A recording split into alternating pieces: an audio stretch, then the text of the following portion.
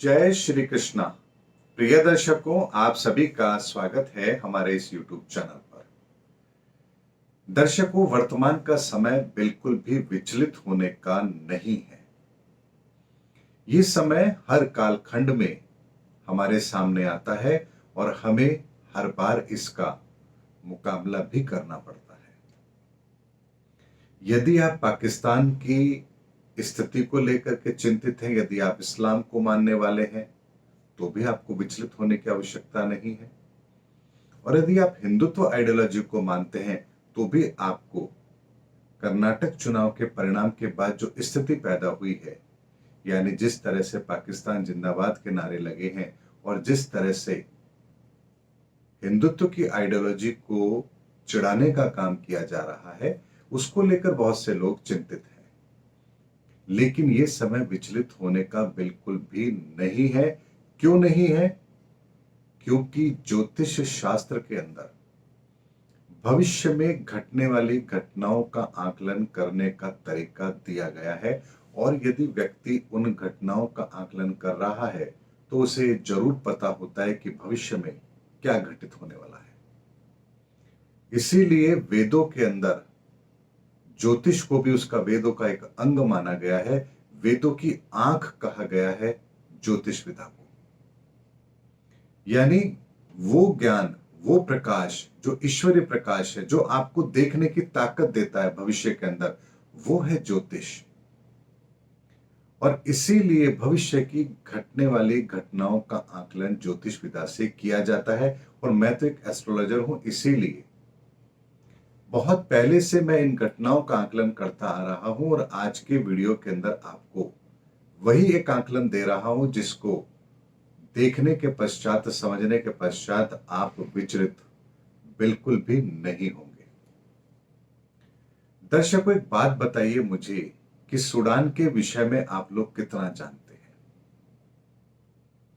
Sudan एक Islamic country है, और हाल ही के अंदर वहां पर एक बहुत बड़ा परिवर्तन हुआ है कि वहां अब इस्लाम का कानून यानी शरिया कानून नहीं चलेगा, बल्कि लोकतांत्रिक तरीके से वहां पर सरकार चुनी जाएगी, और धर्म का हस्तक्षेप अब वहां पर नहीं होगा। अब आप मुझे बताइए, वहां जो इतना बड़ा परिवर्तन हुआ है, क्या इस परिवर्तन के लिए क्या वहां आरएसएस गया था, बीजेपी गई थी, विश्व हिंदू परिषद गया था, बजरंग दल गया था, या कोई और संत महात्मा गए थे? वहां कोई नहीं गया, लेकिन उसके बाद भी इतना बड़ा परिवर्तन वहां पर हुआ है। दर्शकों, जब परिवर्तन प्रकृति करती है, तब वो कोई ऐसा बहाना नहीं छोड़ती है, कोई ऐसा तरीका नहीं छोड़ती है जिससे परिवर्तन घटित ना किया जा सकता हो।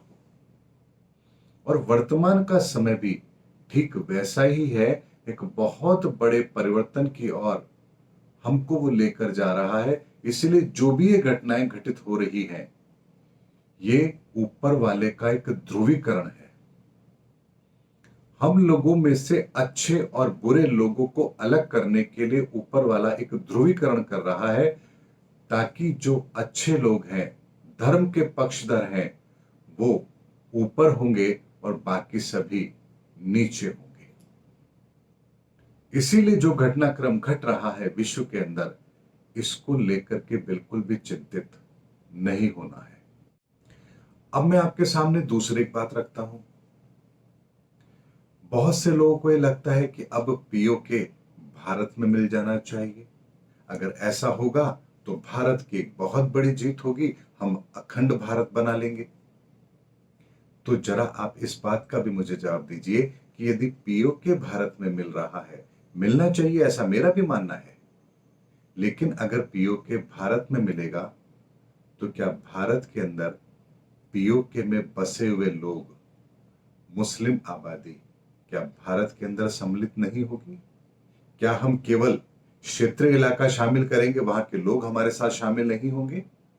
ऐसा तो नहीं हो सकता कि हमें केवल जमीन मिलेगी और बाकी के लोग वहां से पाकिस्तान चले जाएंगे। यानी वहां के लोग भी भारत के अंदर ही सम्मिलित होंगे यदि पीओके भारत में मिलता है तो ऐसे में आप फिर उस चीज का क्या करेंगे? आप इस बात को फिर कैसे जस्टिफाई करेंगे कि भारत के अंदर हिंदू आबादी इतनी है, मुस्लिम आबादी इतनी है, ये तो ऐसे हो रहा है, वो तो वैसे हो रहा है? उस बात को आप कैसे काउंटर करेंगे? अब आपके दोनों प्रश्नों के उत्तर के लिए मैं आपको एक उदाहरण देता हूं। भगवान राम ने जब अपना वनवास पूरा कर लिया, अयोध्या में आ गए, राज तिलक हो गया, राम राज्य की स्थापना हो गई, क्या उसके पश्चात भी धोबी जैसे लोग नहीं थे? वहां पर भी धोबी लोग जैसे थे, जिन्हें सत्य स्थापित होने के बाद भी सत्य समझ नहीं आया था। अब एक और उदाहरण लेते हैं। महाभारत काल के अंदर दुर्योधन के मर जाने के बाद में, या कौरवों के मर जाने के बाद में, उनका वध हो जाने के बाद, उनकी समाप्ति हो जाने के पश्चात, क्या वहां के सभी लोग धर्मी हो गए थे? या रामायण काल के अंदर रावण के वध के बाद क्या लंका के सभी लोग सही हो गए थे, अच्छे हो गए थे, उनकी विचारधारा बदल गई थी? क्या ऐसा संभव है? तो हमारे शास्त्रों में इसका भी प्रमाण दिया जाता है कि जो मुख्य पद पर होता है, अग्रणी होता है, राजा होता है, शासक होता है, उसका धर्म के रास्ते पर चलना जरूरी है, क्योंकि प्रजा उसका अनुसरण करती है। इसीलिए धर्म के रास्ते पर चलने वाले लोगों को कठिनाइयां जरूर आती हैं, लेकिन धर्म के रास्ते पर चलने वाले लोगों के सामने एक ही लक्ष्य होना चाहिए कि उनके सामने मछली की आंख होनी चाहिए, बाकी उन्हें दाएं बाएं कुछ भी नहीं देखना चाहिए, तभी वो अपने लक्ष्य की ओर बढ़ पाते हैं। जैसे हर कालखंड के अंदर जब विजय प्राप्त होती है, धर्म की जय होती है, उसके पश्चात जब हम पीछे मुड़ के देखते हैं तो बहुत बड़ी जनहानि भी होती है। लेकिन उस जनहानि को लेकर अगर बैठे रहेंगे तो धर्म की स्थापना नहीं हो सकती है। इसीलिए सत्य को भी परीक्षा देनी पड़ती है। क्या हिरण्यकश्यप के मर जाने के पश्चात वहां पर सब कुछ सही हो गया था? ये जितने भी उदाहरण मैंने आपको दिए, ये आपको समझाने के लिए पर्याप्त है कि एक शासक, अत्याचारी शासक के अंत के साथ ही वहां की प्रजा भी, जो नया शासक होता है, उसकी आइडियोलॉजी को फॉलो करती है। लेकिन उसके बावजूद भी कुछ लोग ऐसे होंगे, धोबी जैसे लोग, जो भगवान राम का भी विरोध जरूर करेंगे। इसीलिए दर्शकों, अगर बहुत बड़ा परिवर्तन होगा तो कट्टरपंथी विचारधारा के लोग, धर्म विरोधी लोग एक होंगे, समूह के साथ होंगे और एक साथ धर्म के ऊपर प्रहार भी करेंगे। और जब उस धर्म और अधर्म के युद्ध में, जब अधर्म का जो पक्षधर ले रहे हैं, यानी अधर्म के पक्ष में जो लोग हैं, उनके अंत के साथ ही बाकी के जो लोग होते हैं, जो किसी भी संप्रदाय को फॉलो करें, वो एक नई विचारधारा को फॉलो करना आरंभ कर देते हैं। इसे ही परिवर्तन कहा जाता है। इसीलिए आप ये मत सोचिए कि इस दुनिया के अंदर इतने हिंदू हैं, इतने मुस्लिम हैं, इतने सिख हैं, इतने ईसाई हैं। मात्र चंद लोग हैं जो अपनी हठ धर्मिता के कारण से, अपने कट्टरपंथी विचारधारा के कारण से इस संसार को मुसीबत में लेकर आए हैं।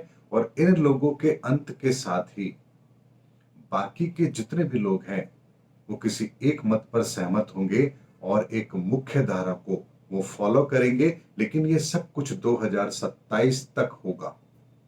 अभी हम 2023 में हैं, अभी भी 4 वर्ष का समय बाकी है। इसलिए जरा भी विचलित होने की आवश्यकता नहीं है। ये परिवर्तन का दौर है।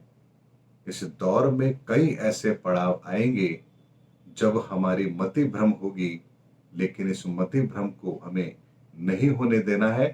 धर्म का अनुसरण करना है, सत्य के मार्ग पर चलना है, क्योंकि हम वो बिरले हैं जो ऐसे समय पर इस धरती पर हैं जब युग परिवर्तन हो रहा है। इसीलिए किसी भी चुनाव परिणाम को लेकर के या पाकिस्तान के हालात को लेकर के या कुछ नारे लग जाते हैं पाकिस्तान जिंदाबाद के, या आप देखते हैं बंगाल में कुछ इस तरह की घटनाएं हो रही हैं और उसको लेकर यदि आप विचलित होते हैं तो विचलित होने की आवश्यकता नहीं है। ये परिवर्तन अब किसी व्यक्ति विशेष के हाथ में नहीं है, ये परिवर्तन सृष्टि के निर्माता के हाथ में है। और सृष्टि का निर्माता यदि कोई परिवर्तन करता है तो उस परिवर्तन को ना होने देने की ताकत हम इंसानों में बिल्कुल भी नहीं है।